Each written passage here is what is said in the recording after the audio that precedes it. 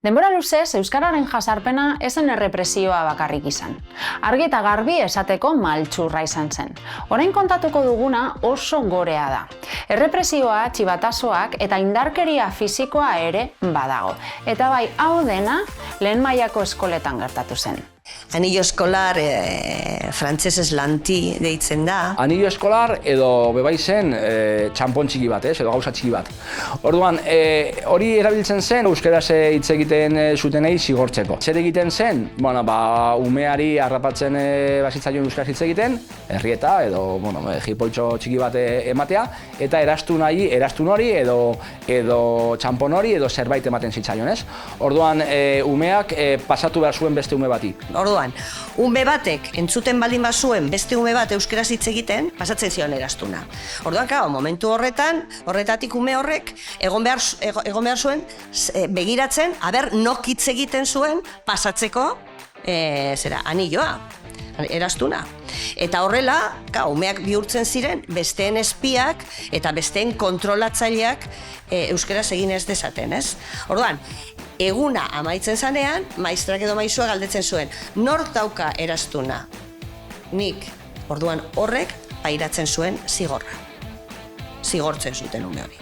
Igual arbelean egotea idazten, no hablaren basko, no hablaren baskuences, dakizer, edo izan daiteke zigor fisikoa, edo hainbat, baina zigorra. Eta kontuz, asmatutakoa badirudi ere benetakoa da. Patioan, euskaraz hitz egiten bazenuen erastun bat jartzen zizuten, eta erastunaz libratzeko beste lagun bat harrapatu behar zenuen euskaraz hitz egiten eta berari erastuna pasa. Bai, tula llebas moduko bat, baina hizkuntza salaketa moduan. Zer lortzen zen edo nola lortzen zen hori, beste ume bat salatuz. Orduan, oso gogorra da, ez? Umeak beste ume bat bestea salatzea bere zigorra kentzeko, hori oso gogorra da, ez? Oso gogorra eta oso efektiboa da, oso makabrea da, ez? Beraien artean hizkuntzaren polizia egitea eta bestea salatzea, ez? Marroia kentzeko edo zigorra kentzeko beste bati zigorra pasatzea. Orduan, euskaraz harrapatu eta zaz, ez? Irakasleari esan, eta irakasleak txanpona edo erastun ematea eta ostia pare bat ematea, ez? Eta azkenean, etxera joatzen ziren erastunarekin edo txamponarekin, eta hori arazo bat zen bai, ez? Eta hau, hegoaldean bakarrik gertatzen zela uste bazenuen, iparraldean ere gertatzen zen.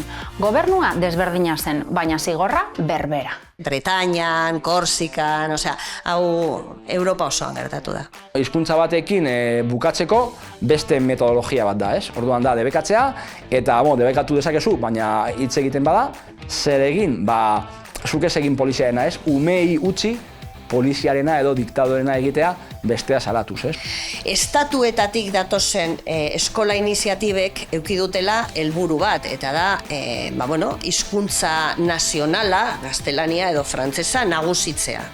Eta eskola izan da horretarako tresna, ez? Orduan, klaro, zuek imaginatu panorama, ez? Imaginatu iparraldean bebai, hemen edo iparraldean heltzen dela maistra bat, ez dakit, Burgosekoa, edo tokitokoa, edo berdin da, edo hemengoa, eta heltzen da nekasaltoki batera, eta han euskera baino ez dakitela. Eta berak erakutsi behar die gaztelaniaz, irakurtzen eta idazten. Umeek joeraz, jotzen dute, euren ama hizkuntza erabiltzera, euren hizkuntza naturalera, ez? Orduan hor, pertsona edo bat, desde luego, buru maltzur batek asmatu zuen sistema hau.